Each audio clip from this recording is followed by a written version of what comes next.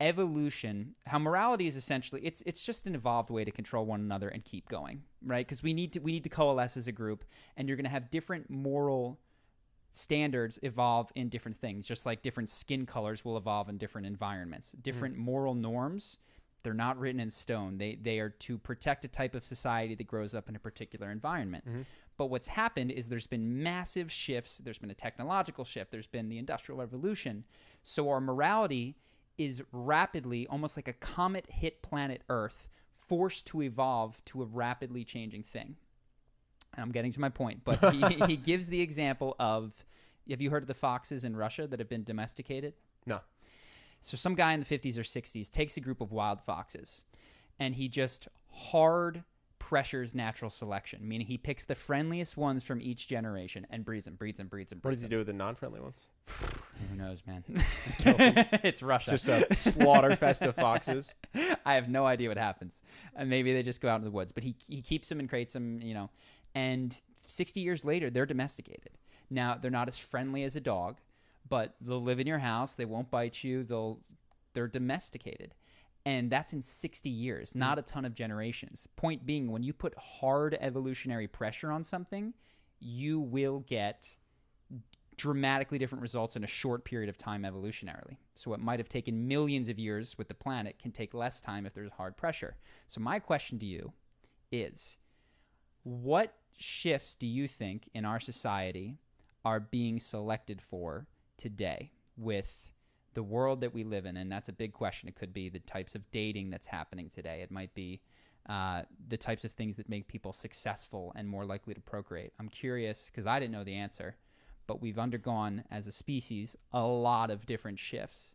And I'm curious, before it might have been like, me ugh, me strong. Like, you know what I mean? Like, you my wife now. And today, I don't think that as much. Well, what's the metric? Because if you're talking evolution, then the goal is to procreate, right? So Survive. I would guess that being religious is the best thing because it leads to the most kids. It might be. Because I know a lot of smart, successful atheists who are going to go have like one kid. Yeah.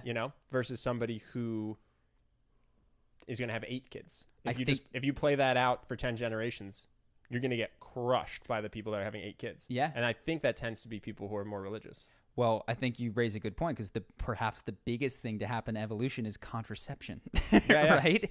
Man, I don't know if there's ever been a more I get to have sex and not have a baby and choose to not have a baby. Yeah. So if there's a class of people that go, well, we're not going to do that, or we're not going to abort them, or we're not going to, condoms are bad, or if you have a group of people that just says, I'm not going to use birth control, I'm not going to use condoms, and they're going to win. Yes, in 100 years, they're going to win. So it's just interesting to consider from that perspective. Dude, to be fair, I mean, I made it 32 years without having a kid, and we know somebody who's 14 right now and pregnant. Yeah. Right? Yep. From an evolutionary standpoint, she's probably going to get pregnant again. She's not going to stop at 14, right? And she's not 14. She's like 16. Okay. Yeah, but you get yes. She's going to win. Yeah. When we look at the amount of kids I have and the amount of kids she has, she's probably going to have a higher number. Exactly. And whatever is going on in her life experience that is contributing to that is likely to do it. Now, there's still because we converse via language, there's still a battle of ideas. So she's going to get her daughter, which might grow up in her household and have her religious beliefs, can still watch my YouTube videos, and that can influence her. And then maybe she goes, well, no, I'm not going to do what my mom did. I'm going to take birth control. So there's there's these pressures coming in evolutionary from a lot of different things that are no longer just genetic. And I haven't had the time to sit through and think of all of the interesting implications of it, which I'll maybe next week have some takeaways. I was just curious what you thought. I think religion is an interesting one. I also think, well, I was going to say intelligence, but to your point, well, it depends what you're scoring for. There's diminishing returns on intelligence. Who's going to accumulate the most wealth? I would bet on IQ. Yeah. Who's going to have the most humans with the same genetic material as them 200 years from now? Not probably the smartest. I'm not betting on IQ. Yeah, there's probably something that is more predictive. Honestly, I wouldn't go religious. I'm trying to find just like a really reckless, handsome guy who has no regard for STDs, doesn't feel any obligation towards his children. Yeah, that's my bet. That guy, and he's just gonna go forever. And he's just gonna keep banging people and then fleeing the city, getting out of just there, eschewing his responsibilities. Yeah, and he'll have just 100 people. And what's different compared to a couple thousand years ago is that guy existed, but guess what? His kids didn't make it. like okay, he existed, he was out there, he did all that, but if he didn't pair bond, a lot of those kids didn't do very well out in the wilderness with just mom. Yeah, if no one else was feeding or them, yeah, like or maybe even wilderness, even post-agrarian, like just mom trying to earn an income. Those aren't the healthiest. Yeah, in the 1800s. Exactly. That's a rough hand, single mother. But if that guy can go and there's enough of a social welfare program that those kids grow up to be healthy, happy, productive members of society, yeah, maybe that becomes the thing that evolution begins to select for. I wonder if short-sighted, is there a gene for short-sighted? Maybe just short-sighted is what's going to win.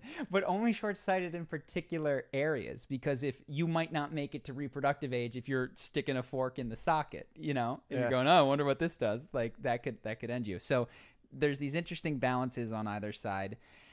Perhaps one of the most interesting things from it, though, is that it really convinced me, not that I was pretty, people aren't going to like this, that I'm kind of a moral relativist. I don't think that you can stand on.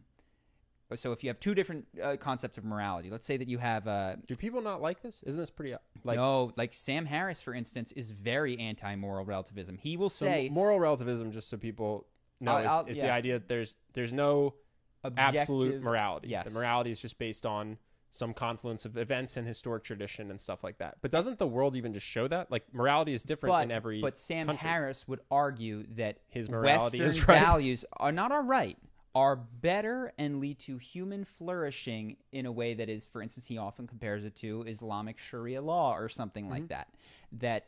And he tries to build an edifice from where anyone could arrive at that answer. And I think that's a fruitless. I don't like the ground on which you have to stand in order to say that this Western thing is better must presume Western values. But what this book does is show me is that, listen, there's values of, for instance, that you might have in a Sharia law, which is community cohesion, adherence to tradition, which we just do not care about. We think that harm is the ultimate thing. Is their freedom being limited, and are they being physically restricted? That's the metric by which we judge is a moral program good.